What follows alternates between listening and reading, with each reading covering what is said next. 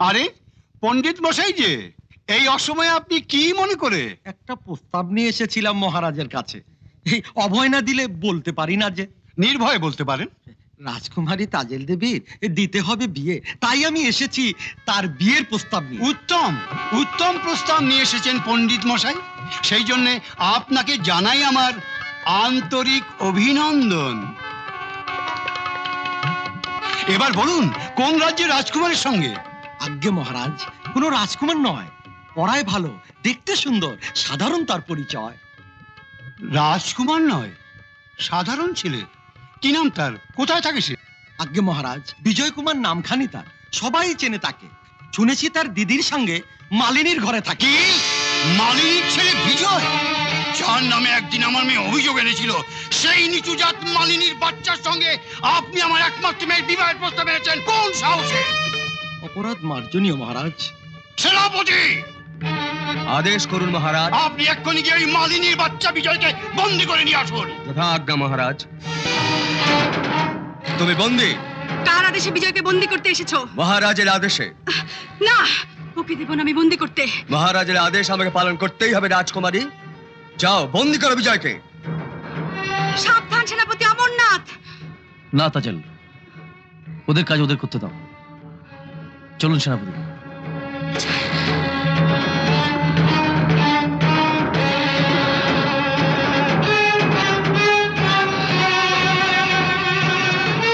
বাবা বাবা বাবা বাবা, তুমি বিজয়কে ছেড়ে দাও বাবা, ওর কোনো দোষ নেই, সব দোষ আমার, আমি ওকে বাধ্য করে। কি? রাজকুমারী হয়ে মালিনীর ছেলের সঙ্গে? ছি ছি ছি ছি ছি ছি, তুমি এত নিচে নেমে গেছো? প্রেমের কোনো উঁচু নিচু ভেদাভেদ নেই বাবা, যদি থাকতো তাহলে। তাজেল, তোমার জন্মদাতা পিতার মুখের উপরে এই নির্লজ্জ প্রেমের যুক্তি প্রদর্শন করতে তোমার এতটুকু লজ্জা হলো না? বিজয়কে বন্দি করে তুমি আমার লজ্জার সংকোচ সব দূর করে দিয়েছো বাবা। তাজেল, শুধু তুমি আমার একমাত্র আদরের মেয়ে বলে, নইলে তোমার মতো অবাধ্য কুলাঙ্গার মেয়েকে এতক্ষণে শুলে চড়িয়ে আমি হত্যা করতাম।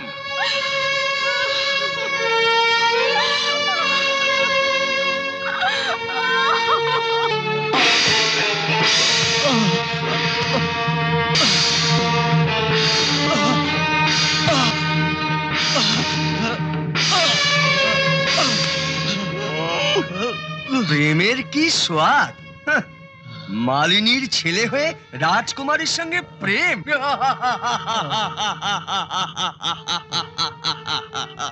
রাজঘাতক, মারতে মারতে এই ছোট জাত মালিনীর বাচ্চাকে প্রেমের বানান ভুলিয়ে দাও চিরতরে।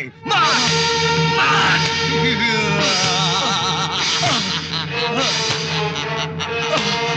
থামো!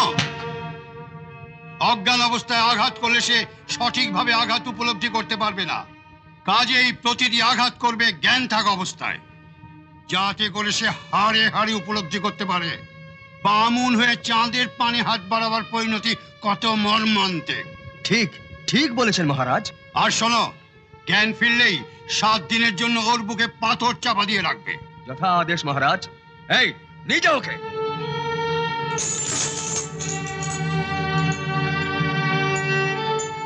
মহারাজ, আমি খবর পেয়েছি ওই মেয়েটি নাকি এই বিজয়েরই দিদি। কোন মেয়েটি? যে রূপসী মেয়েটির কণ্ঠ শুনে আপনি মুগ্ধ হয়েছিলেন। ও হ্যাঁ, মনে পড়েছে। তুমি একদিন বলেছিলে কোন মালিনীর বাড়িতে থাকে। ভালোই হলো, এক ঢিলে 2 পাখি মারার সুযোগ আমার হাতে এলো। একদিকে প্রতিশোধের সুযোগ নেওয়া, আর একদিকে রূপসী রূপবান।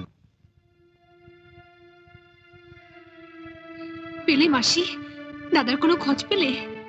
না গো মা, রাজবাড়িতেও যাওয়া হলো না। সারা দিন ধরে অনেক খোঁজাখুঁজি করলাম, তবু তো স্বামী বিজয়কে কোথাও পেলাম না রে মা। আজ এত দেরি করছি কেন? কি জানি মা, আমার কেমন যেন লাগছে। কতদিন তোকে বলেছি তোর স্বামী বিজয়কে একটু চোখে চোখে রাখিস, তা নয়।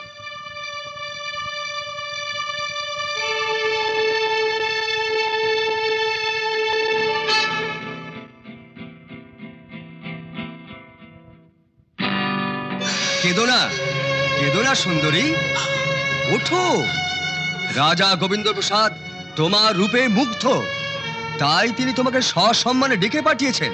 সাবধান লম্পট! সোজা কথায় যেতে না চাইলে আসল সংবাদটা শুনে নাও। তোমার অতি আদরের দাদা বিজয় এখন গোবিন্দ রাজার প্রস্তর কারাগারে বন্দী। সে এখন পাথর বুকে নিয়ে মৃত্যুর প্রহর গুনছে। কি বললে? আমার দাদা বন্দি? দাদা! কোথায় যাচ্ছ সুন্দরী? আমরাও তো যাব। এই চলো। কিছুতেই যেতে দেব না, কিছুতেই না, কিছুতেই না, ওকে ছেড়ে দাও। তাই নাকি? ছেড়ে দাও বলছি। যা। রূপবান, মামা! আমি ওকে যেতে দেব না, কিছুতেই যেতে দেব না ওকে। আমার এই যেতে দেব তোরা না। দাঁড়িয়ে দেখছিস কি? নিয়ে যা। না, চল। খবরদার! আচ্ছা মাসি, মাসি! যা। মাসি! ছেড়ে দাও আমাকে, মাসি! রূপবান!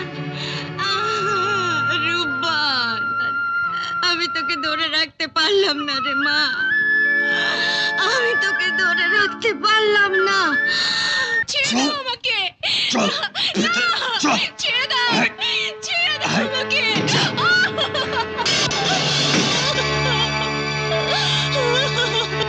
আপাতত এখানে পড়ে থাকো সুন্দরী, আমি মহারাজকে গিয়ে তোমার পৌঁছানো সংবাদটা দিয়ে আসি।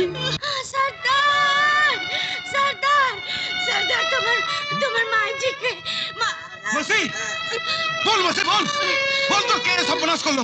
বল জলদি বল। সর্দার, সর্দার, আমি আমার রূপবানকে আটকে রাখতে পারলাম না রে, আমি পারলাম না। ওই ওই গোবিন্দ রাজার লোকজন ধরে নিয়ে গেল, মাসি, গেল। মাসি! সর্দার, সর্দার, তুই ওকে বাঁচা সর্দার। ওর যে কেউ নেই রে সর্দার, ওর যে কেউ নেই। মাসি, মাসি।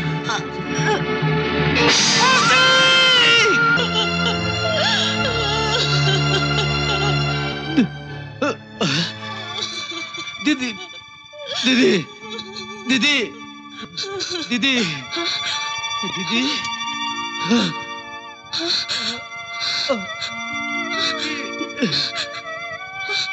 দিদি,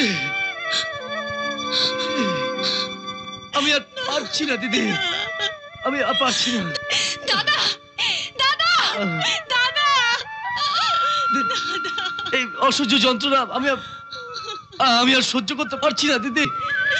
ও ভগবান, কেন তুমি আমাকে পৃথিবীতে বাঁচিয়ে রেখেছো?